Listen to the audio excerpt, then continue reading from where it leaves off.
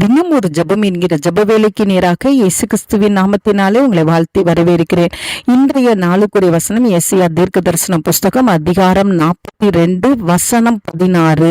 குருடரை அவர்கள் அறியாத வழியிலே நடத்தி அவர்களுக்கு தெரியாத பாதைகளில் அவர்களை அழைத்து கொண்டு வந்து அவர்களுக்கு முன்பாக இருளை வெளிச்சமும் கோணலை செவ்வையும் ஆக்குவேன். இந்த காரியங்களை நான் அவர்களுக்கு செய்து அவர்களை கைவிடாதிருப்பேன்.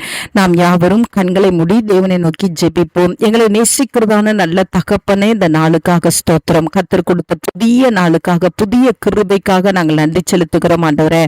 ஆமாண்டவரே, இந்த நாளிலும் ஆண்டவரே, குருடர்களை போல ஆண்டவரே வழி தெரியாமல் அலைந்து கொண்டிருக்கிற பிள்ளைகளுக்காக பாரத்தோடு ஜெபிக்கிறேன் சுவாமி. எந்த வழியை தேர்ந்தெடுப்பது என்று சொல்லி குழம்பிக் கொண்டிருக்கிற பிள்ளைகளுக்காக நாங்கள் ஜெபிக்கிறோம் சுவாமி. கர்த்தர் அவர்களை ஆண்டவரே நீர் கரம் பிடித்து நடத்தி ஆண்டவரே சரியான பாதையில உடைய பிள்ளைகளை கொண்டு வந்து நிறுத்தும்படியாய் நான் ஜெபிக்கிறேன் சுவாமி. ஆமாண்டவரே, உமக்கு நன்றி செலுத்துகிறோம். உமக்கு நன்றி அப்பா. அவர்களுக்கு முன்பாக இருக்கிற இருளை நீர் வெளிச்சமாய் நீர் மாற்றுங்க ஆண்டவரே. வழி தெரியாமல் இருக்கிற இடத்துல கர்த்தர் வெளிச்சத்தை வீச பண்ணும்படியாய் ஜெபிக்கிறேன் சுவாமி.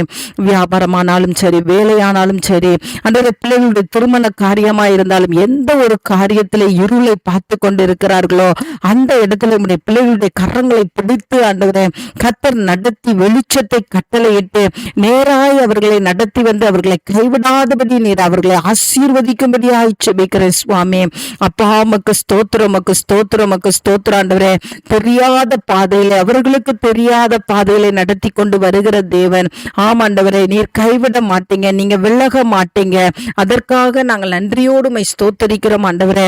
உம்முடைய கரத்துல தங்களுடைய கரத்தை கொடுத்து விட, உம்முடைய கரத்துல தங்களுடைய வாழ்க்கையை கொடுத்து விட, தங்களுடைய குடும்பத்தை கொடுத்து விட ஆண்டவரே, தங்களுடைய வியாபாரத்தை கொடுத்து விட, வேலையை கொடுத்து விட கர்த்தர் உதவி செய்யுங்க. அப்பொழுது நீங்க சரியாய் நடத்தி கொண்டு போய் ஆண்டவரே அவர்களை கைவிடாதபடிக்கு உயர்த்துவீங்க. அதற்காய் ஸ்தோத்திரம். அந்த நல்ல கிருபையை கர்த்தர் ஒவ்வொருவருக்கும் ஊற்றுகிறபடினால் நன்றி. இயேசுவின் மூலம் ஜெபிக்கிறேன் நல்ல பிதாவே. ஆமேன், ஆமேன்.